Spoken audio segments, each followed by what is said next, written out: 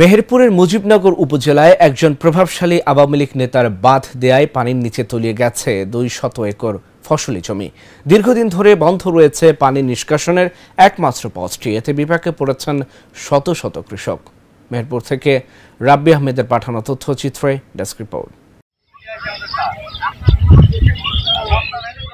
মেহেরপুরের মুজিবনগর উপজেলার গৌরীনগর আলগাগাড়ির মাঠে পানি নিষ্কাশনের ব্যবস্থা না থাকায় পানির নিচে তলিয়ে গেছে প্রায় 200 একর ফসলি জমি। প্রায় 4 বছর আগে মৃত মঙ্গল মিয়ার ছেলে আব্দুস সালাম ও তার ভাই মুজিবনগর উপজেলা আওয়ামী লীগের সাধারণ সম্পাদক আবুল কালাম আজাদ একটি পুরনো কালভার্ট মাটি দিয়ে বন্ধ করে দেন। চলতি মৌসুমে আগাম বৃষ্টির কারণে অনেক আগেই পানিতে ডুবে গেছে ধান ও পাট। দেখেন, আমরা গরিব মানুষ বলি এরা বাঁধ দিতেছে, এই মাঠের পানি এমনিতে যায় না। তারপরেও আপনার এমন করে বাঁধ দিয়েছে, আমরা চাষি, আমাদের জমি ভেঙে চলে যায়, আবাদি জমি, কিন্তু ওরা কেয়ারই করে না।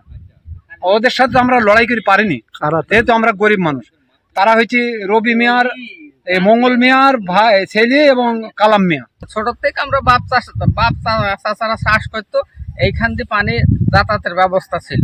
কিন্তু এখন এনারা পুষ্করণী কেটে আমাদের এইখানে শত শত জমি এখন ডুবে থাকছে। কিন্তু এটা বলছে যে পুল করে দিতে, কিন্তু এরা বলছে না, আমরা খাল সাইড দিয়ে খাল ছেড়ে দিয়েছে, এখন খাল দিয়ে পানি বের করেন না।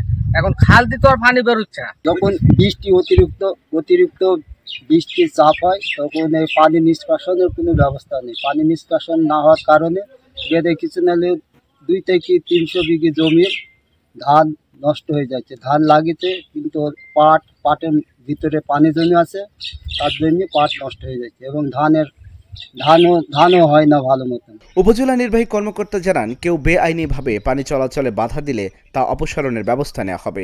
মুজিবনগর উপজেলার গৌরীনগর আলগাগাড়ির মাঠ একটি গ্রামে, এখানে কৃষকদের ক্ষেতে জলাবদ্ধতা তৈরি হয়েছে অতিবর্ষণের ফলে। এটি আপনাদের মাধ্যমে আমরা জানতে পারলাম। আমি আগামীকালকে আমার প্রতিনিধি সেখানে পাঠিয়ে, যদি কেউ বা কারা প্রতিবন্ধকতা তৈরি করে থাকে, পানি নিষ্কাশনে বাধা প্রদান করে থাকে, তাহলে সেটি অপসারণ পূর্বক পানি নিষ্কাশনের ব্যবস্থা করা হবে এবং কৃষক এবং কৃষির জন্য যাবতীয় যা করণীয় উপজেলা প্রশাসন সেটি করবে।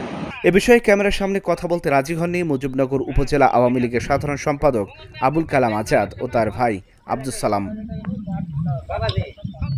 Dhaka channel news desk.